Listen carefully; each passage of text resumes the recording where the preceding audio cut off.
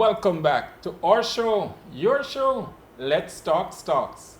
In studio with us this morning is Amashika Lorne, and she's Operations Manager at WiPay, one of the latest Fintech companies that's all the rave. Welcome to the show, Amashika. Thank you so much for having me. I'm very excited to be here. All right.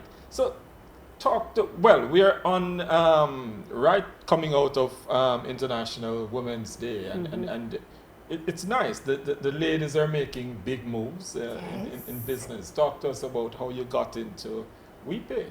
So WiPay is a payments facilitation and payments processing company. It started in Trinidad, but now in Jamaica for the last, let's say about 3 years. Yes. But I didn't start here. A fun fact is that I did CSEC IT, the programming aspect of it, but that's kind of where it ended for me, right there in fifth form. But I loved it. Yes. I then transitioned into doing a lot of the social science subjects. I actually have a degree in international relations. But when I completed studying at UA, I was doing more project management. Then I went over into marketing and communications. But I think to get to where I am now, a pivotal moment would have been when I was the project manager for the e-commerce national delivery solution during the time of COVID. And I would have been working with various entities under the PSOJ and the committees and the linkages there, as well as some government entities as well, to make this national project work the way it did. Yeah. So I actually met the principals of WiPay during that time in 2021. After that project came to a close, I went over to the PSOJ full-time to do PR and marketing. And then WiPay said, listen, Amo, we loved the way you handled the project, your tenacity, your temperament, and just your approach to problem solving. We want you on our team. And that was that. And this is where it is at. Yeah. Before we go into WiPay, talk to us about project management, because we know you from what? Another place doing things in the morning, right? Yes, and it's, as a young person, it's so important to utilize different skills and to see what works for you. So I would have done morning television for about 4 years of my life, but that was literally my morning. I still had a regular day job where I would have been doing different things, worked with various companies. And in terms of project management, it can go from, looking at a scope of work, managing teams, budgeting, ideating, conceptualizing, actually executing, making sure you're meeting deadlines, putting together reports for stakeholders and your board. So all over the time, I would have been garnering a lot of these skills, and also networking and meeting different kinds of people as well, whether it's a government minister, the head of an NGO, a non-profit. I've worked in the communities as well. I don't shy away from work. I will do the work required to get things done. And I went that route because it's important in this day and age when it's no longer Gen Z. It's the millennials. No, it's Gen Z and so millennials and then the Gen Z. Right. And they're no longer just looking to sit in a 9-to-5, collect a little salary. They're looking at entrepreneurship, at monetizing their skill sets. Their hobbies. That's exactly what you've done. Yes, to some extent. I think they're more savvy at monetizing all of their hobbies. And it's the way of the future, because if you have a skill and there's a way to earn from it, then do it. A lot of people our age and above would then go into consultancy. So they would have, garnered a particular expertise and skills over the years, and then they go into consultancy and start doing things on their own. But if they know how to dance, well, they're monetizing it. If they know how to shake their head differently from everybody, they are monetizing it. And that's great. Absolutely. But it does show that you can have flexibility doing different things that you like, but you have to continuously learn, keep up to date with all the trends that are happening. And that's what is very important for Fintech. You have to be up to date with all the trends that are happening out there to know how can I help or solve the problems that these people or businesses are having. Which is what businesses are really about. Yep. Solutions for people's issues. WiPay. Yeah. Who is WiPay and what exactly do you do? So WiPay, as I mentioned before, would have started by, our CEO is Alwyn Wayne, a Trinidadian in Trinidad about 6 years ago. And then close to 3 years will be how long we've been operating in Jamaica. Of course, I'm like the newest team member because I started last year with them. but it's all about financial inclusion for everyone. So we look at the underbanked, the unbanked, and say, how can we help them to never miss a payment? Okay. And we have different services and products that are out there for them. So whether it's giving them a unique QR code so you can scan the code, enter your debit or credit card details and send some funds to that particular account, whether it's giving them an invoicing system, a payment link for their, account as well. We do that. We also go a step further in terms of developing the technology for point of sale devices. And if you've been watching, I'm sure you guys would have carried it. A couple weeks ago, the JMMB, which is, locally, they would have announced a partnership with WiPay where we are providing them with some point of sale devices for their business account. So we're making some strides, we're growing. You know about the JMMB partnership. Yes. All right, but before we go to the JMMB partnership, we can expound on that a little bit. The Fintech space is critically important going forward to growth and development across countries like ours. For sure. Talk to us about that space and how important it is and how WiPay will help to develop that more locally and across the region. So micro, small, medium enterprises are very crucial for our Jamaican economy and economies on a whole. And so, some of these entities or people would have been underserved by the major financial institutions that we've had over the years. And so I'm very pleased that since I've been a part of the team, it has been a very big thrust and pillar for us in terms of executing. We're at major craft markets and, these artisan fairs to help them to get payments. So we've partnered with the promoters, provided the technology to allow them to receive funds and they can get their cash or they can get these sales. So it's been a very big part for us. We recently wrapped a partnership with the Domrep Week, their first ever Domrep Week in Jamaica. And we provided those artisans that came from the Dominican Republic with a machine for them to process their sales. And listen, hundreds of thousands of dollars happened in just those 4 days. And it's just a matter of this is something we know how to do in our sleep. So this is something we will continue to do over the last Christmas season as well. We were partnering with different entertainment activities that were taking place. We partnered with Sting, we partnered with Intimate. Listen, if you need a solution, so we are here for you. You're in all the nooks and crannies. Absolutely, because everybody needs to survive. Everybody needs to feel financially empowered. And so we have a solution for everyone. It's funny though, because Jamaica for a long time has been a significant cash-based society. That is true. That's who we are. But we, with all of these technologies, we seem to be transitioning. How will you navigate those, as you said, the unbanked? Because there's a lot of that. A significant portion of the Jamaican land space is unbanked, mainly on trust issues and so on.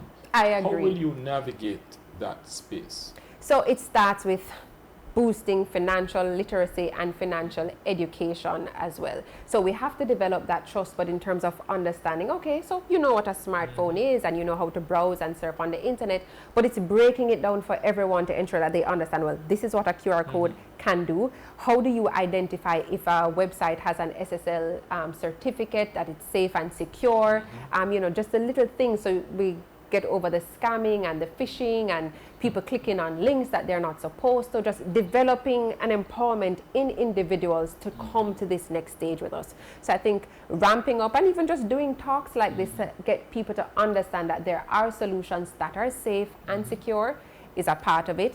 Then I think another thing that's important is collaboration with players in the space, because it's not about tearing down another or, we're not into that at all. I mean, I know when the telecoms wars are going on, good for them and all the money they wanted to spend. But for us, when one company wins, we all win, because it allows people to know that there is a solution out there and the safety. Another thing with WiPay and many of the other institutions, they would have an arm or a department that deals with things like risk, compliance, so that will take into consideration any scamming attempts and that sort of thing. So we do have a compliance department that goes through and makes sure that things are being followed, because we want to ensure that you can trust us as well. So you mentioned you participated in ENDS and that development, project manager for ENDS. Before we came on air, you said when people would ask who is WiPay, they tend to compare you with, say, Link. But you said you were more than just that. So Link is a wallet, you know, and we're not that. We do so much more in terms of the services and products that we offer to an individual and a business. So as I said, we can give you a unique QR code to be able to receive payment. We can give you your own payment link. We can give you a electronic POS device or a physical POS device, and we would have developed the application that goes on it as well. And we build software, and that's what WiPay was doing with ENDS in that initial stage in terms of developing the software and the backend for the project at that time. So it's a fintech. It is a fintech company. Talk to us about the partnership with JMB. So it's one that our CEO is very proud of. It took a little while to get things, I mean, with things like this, you know, to be signed off. But if you have a business account with the JMB, you're now able to get a point of sale device through them, and we deal with the servicing and the quality control as well as the technology that is behind that. So it's something that we're very proud of. They're rolling it out all across the island. So if you want one, you need to just contact them, their corporate banking services, and, you know, just call Mr. Cousins. His team will take very good care of you, and we support them 100%. Where do you see this fintech space going in the next couple of years? Because, as I said, we're coming out of this cashless, kind of resisting, but we're coming out. In another 5 years, I think the adoption will increase. I think with the Gen Zs and how savvy they are, and smartphones becoming more affordable for a lot of people, and people, I think the adoption, it will still take some time, but I think with these Gen Zs as children now growing up in households, it will help with the adoption and explaining to grandma, explaining to mommy some of the little tricks, the ins and outs that exist. So I think in another 5 years we'll be in a much better stead, but we're not going to be fully to where we want to be as yet. When we look at the region, Amashika, well, first of all, when you look at tech companies across the United States on the NASDAQ, and how the tech companies tend to just, is that a real possibility across this region? It is a real possibility. Absolutely, it is. But we're just going to have to work through our nooks and crannies, especially when it comes to like infrastructure. You need to have, I don't want to beat them up too much, but we need to have reliable service all across the island. It can't just be when we're in Kingston and St. Andrew, or in Portmore specifically, or in certain areas of Mobay that it is, you know, on and popping. It needs to be right across the island. So even that, making a phone call, getting through and not having the call drop is one thing. Having the internet service so that business to business connections are also very smooth. So that's the foundation.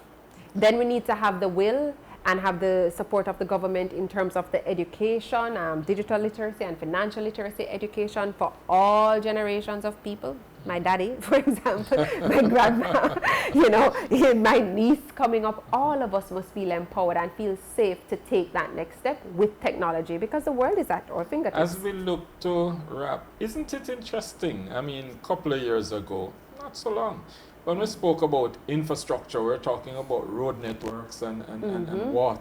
So, and light. And here you are now saying, if businesses are to grow, then the infrastructure that we have to be putting in place and is digital. Yes. And we saw that with COVID as well, when the absolutely. children had to do online learning as one of the modalities because they were no longer doing face-to-face and they were all at home or, you know, in community centers and that sort of thing. We saw where schools or people who were able to afford good internet were thriving over others. And so increasing access, increasing affordability across the board is going to make all of us go forward. So it's no longer just about the red and green button. No. It is expansion, yes, business. Absolutely.